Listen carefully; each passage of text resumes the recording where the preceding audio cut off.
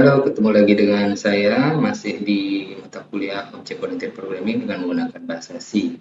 Hari ini kita akan membahas topik yang namanya pewarisan atau inheritance. Oke, apa itu inheritance? Inheritance atau pewarisan itu adalah salah satu konsep pada Object Oriented Programming yang mengadopsi konsep pewarisan yang dimiliki oleh objek pada dunia nyata. Nah, konsep pewarisan ini sering disebut dengan relasi SA, di mana sebuah kelas akan dimungkinkan untuk mengambil isi dari kelas lain menjadi isi dari kelas tersebut. Nah, kalau kita ngomong pewarisan, ada beberapa hal yang terkait dengan pewarisan. Ya, di dalam hal ini ada 3 hal ya. Yang pertama, itu pasti ada yang memberikan warisan. Ya. Yang kedua, pasti ada yang menerima warisan. Nah, yang ketiga pastinya apa yang diwariskan. Oke, biar gampangnya, coba saya berikan contoh seperti ini ya. Nah, misalnya, ini ada seorang bapak nih ya, seorang bapak mempunyai mobil dan rumah. Ya, nah karena yang punya mobil dan rumahnya si bapak, dia juga punya hak untuk menjual. Nah, kemudian si bapak ini tiba-tiba memiliki anak. Nah, suatu saat anak ini akan menerima atau mendapatkan warisan dari si bapak. Nah, saya gambarkan seperti ini ya. Seperti ini lambang warisan. Jadi si anak suatu saat akan mendapatkan warisan. Jadi di sini si bapak posisinya sebagai yang memberikan warisan, ya, yang memberikan warisan. Nah, si anak adalah posisinya yang menerima warisan. Nah, yang ketiga, apa yang diwariskan? Ya ini, mobil, rumah, dan sekaligus hak untuk menjual.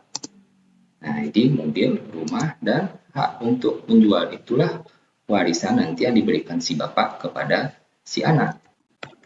Nah, apa ya hubungannya dengan Object Oriented Programming? Nah, di sini seandainya si bapak ini saya pandang sebagai sebuah kelas dan anaknya ini adalah sebagai sebuah kelas, maka si bapak ini disebut dengan base class atau kelas induk ya. Nah, kemudian si anaknya ini disebut dengan kelas turunannya.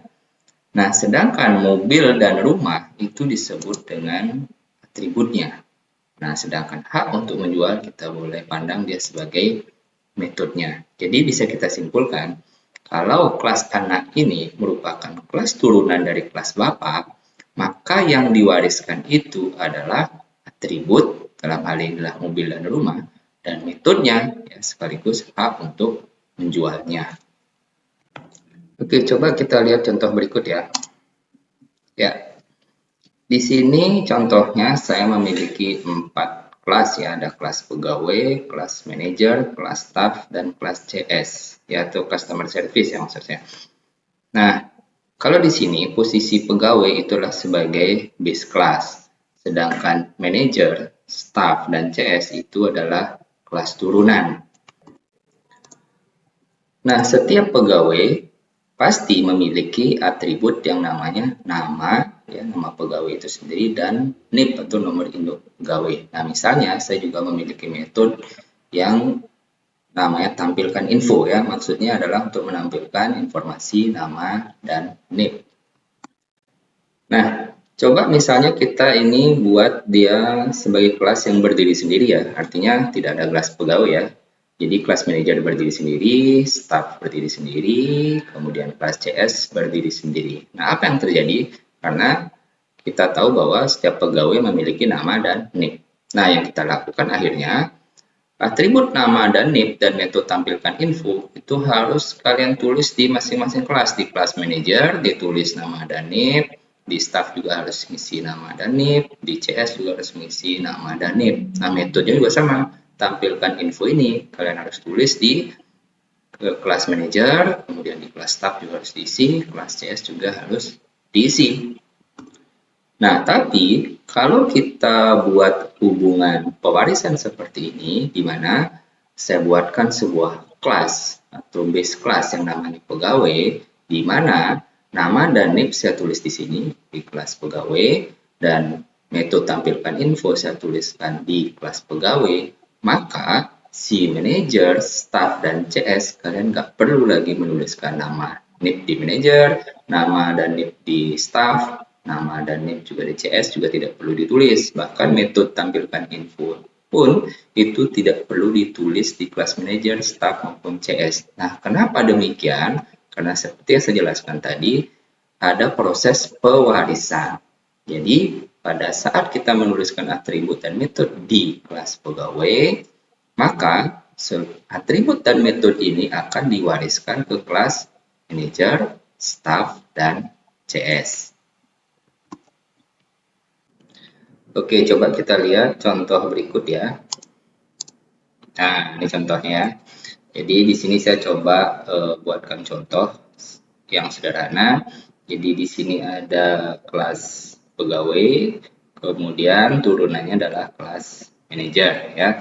Nah, kelas pegawai isinya cuma nama dan NIP sebagai atribut, kemudian tampilkan info itu sebagai metodenya. Kemudian kelas turunannya itulah kelas manager ya. Kemudian kelas manager sendiri dia memiliki atribut sendiri ya yang namanya divisi, kemudian dia misalnya punya metode juga sendiri yang namanya sampaikan salam, misalnya seperti itu. Nah, kalau dilihat dari strukturnya ini adalah hubungan pewarisan di mana kelas manager mewarisi metode dan atribut dari kelas pegawai dalam artian nama dan NIP dan tampilkan info itu akan otomatis diwariskan ke kelas manager. Jadi manajer tidak perlu menuliskan lagi atribut nama dan NIP dan tidak perlu lagi menuliskan metode tampilkan info. Nah, kalau ini diimplementasikan dalam bahasa C, kira-kira penulisannya seperti ini. Jadi ini deklarasi untuk kelas pegawai, kemudian ini deklarasi untuk kelas manajer. Nah, manajer di sini kita lihat ada penulisan titik 2 public pegawai, itu artinya kelas manajer turunan dari kelas pegawai. Nah, penulisan di bahasa C sedikit berbeda dengan penulisan mungkin ya yang turunan-turunan bahasa C seperti Java, JavaScript, kemudian atau di PHP mungkin bagi yang biasa menulis pemrograman di web. Nah, kira-kira seperti ini ya. Nah, di sini kelas pegawai, deklarasi kelas pegawai. Nah, lihat di sini di kelas manager, penulisannya bukan pakai titik 2 seperti ini, tapi menuliskannya dengan extend. Nah, ini artinya manajer extend pegawai itu adalah manajer turunan dari kelas pegawai. Nah, itu kira-kira kalau dilihat dari sisi penulisan. Tapi pengertiannya sama ya, ini karena hanya beda bahasa saja. Oke, sekarang mari kita praktekkan ke dalam bahasa C ya. Oke, pertama-tama kita bikin dulu kelas pegawai ya. Kita buka dulu sebuah file baru.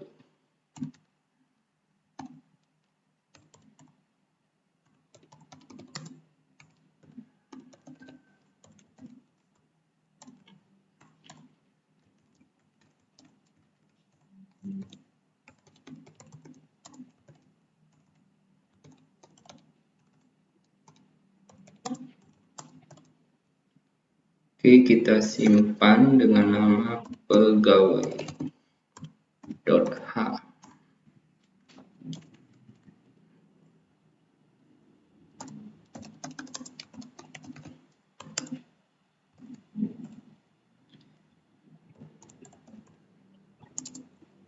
Nah, di sini kita tambahkan dua buah atribut string nama, kemudian string. Nah, tadi kita juga mempunyai satu buah metode namanya void tampilkan info. Ya, seperti itu. Nah, kita tambahkan aja seperti ini misalnya.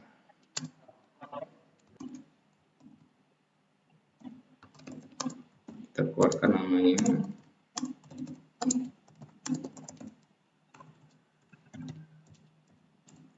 Kemudian tampilkan juga nick-nya.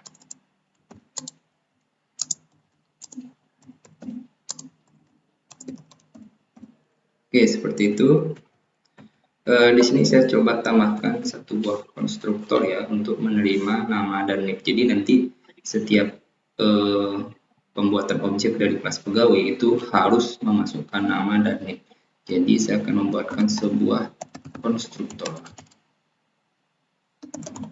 Dia menerima nama dan juga menerima NIP.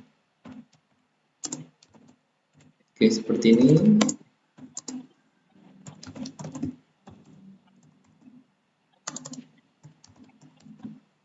Ya, jadi ya, kita simpan kembali. Nah, berikutnya kita buat program utamanya, program ini ya. Kita buka file baru, kemudian saya tambahkan include atau string. Kemudian saya panggil juga library string.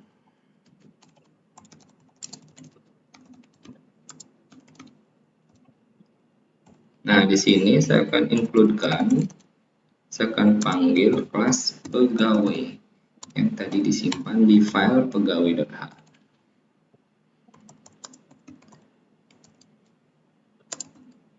Nah, kita coba dulu ya, tes kita buat sebuah objek dari kelas pegawai. Misalnya aja saya kasih nama P1 ya. Kemudian namanya saya kasih Budi ya.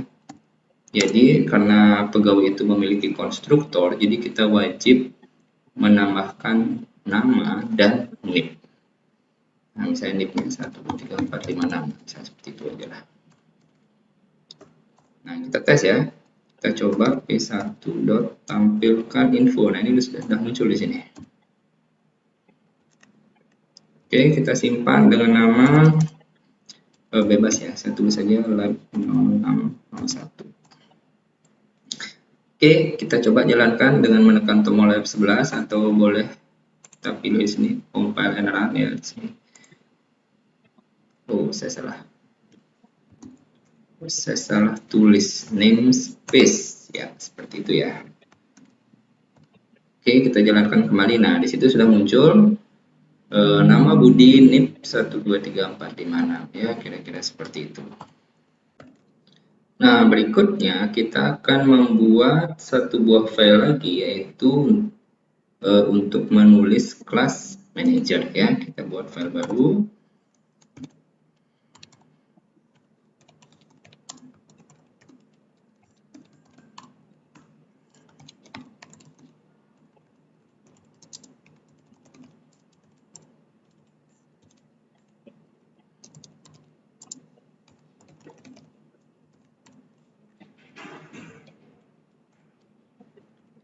Oke, di sini kita bikin kelas manager, di mana dia turunan dari kelas pegawai. Nah, seperti itu.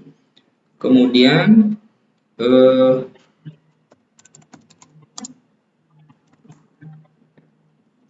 di kelas manager tadi dia mempunyai sebuah atribut sendiri yang namanya divisi ya. Kemudian dia juga punya sebuah metode sendiri namanya void sampaikan salam. Nah, misalnya seperti itu. Ya, saya simpan dulu, namanya manager. Nah, di metode ini saya coba tambahkan misalnya seperti ini. Saya tulis misalnya, hai, nama saya. Nah, di sini saya akan menuliskan nama. Ya, kita perhatikan padahal nama di sini bukan bagian dari kelas manager, tapi nama itu adalah bagian dari kelas pegawai. Nah, kenapa dia bisa mengakses nama? Ya, sekali lagi karena manager ini adalah turunan dari kelas pegawai. Maka atribut-atribut yang ada di kelas pegawai itu akan diturunkan ke kelas manager sehingga kita bisa menulis nama di sini. Oke, kita lanjutkan dulu. Nah, dengan NIP. Nah, saya tulis di sini NIP. Nah, NIP juga sama. NIP ini sebenarnya ada di kelas pegawai, bukan di kelas manajer. Tapi manajer bisa mengakses atribut NIP karena manajer turunan dari kelas pegawai. Oke, berikutnya saya tambahkan gini.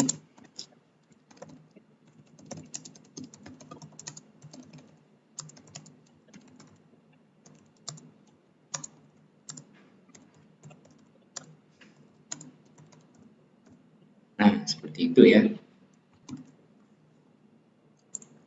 Nah, berikutnya saya akan tambahkan juga di sini sebuah konstruktor manager. Nah, manager juga harus dipaksa untuk menuliskan nama, NIP, dan divisi. Maka di sini kita harus tuliskan seperti ini. String misalnya. String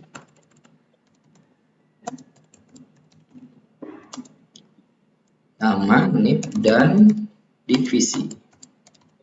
Divisi, misalnya seperti itu.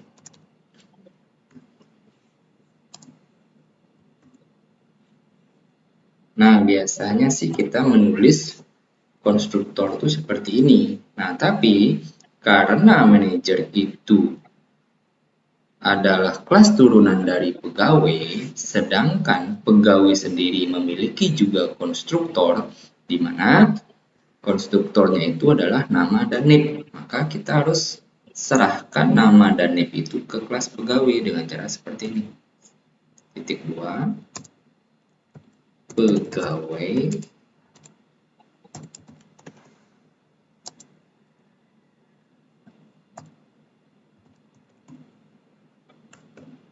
Nah, ini artinya apa? Jadi pada saat kelas manager diinstal, artinya pada saat proses pembentukan sebuah objek manager, di mana dia menerima nama, NIP, dan divisi, pada saat itu juga kelas pegawai diinstal. Nah, masalahnya pegawai di sini memiliki konstruktor juga. Maka pada saat manajer menerima nama dan NIP, kita panggil juga konstruktor pegawai dengan menyerahkan nilai nama dan nilai NIP seperti itu. Nah, sedangkan divisi sendiri karena dia merupakan atribut dari kelas manajer sendiri, bukan atribut dari kelas pegawai, cukup seperti ini saja menulisnya.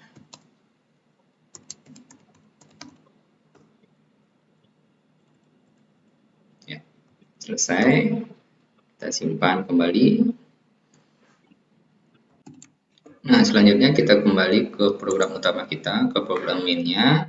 Nah, di sini kita tambahkan include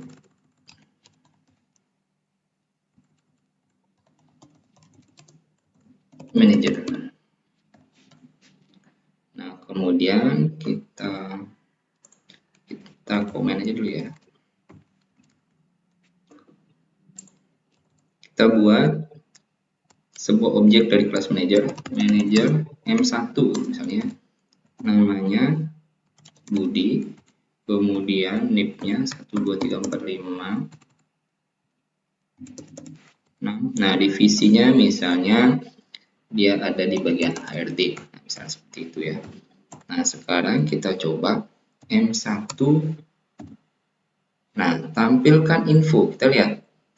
Kita tahu tampilkan info tadi ada di kelas pegawai, tapi M1 tetap bisa mengaksesnya karena sekali lagi manajer adalah turunan dari kelas pegawai.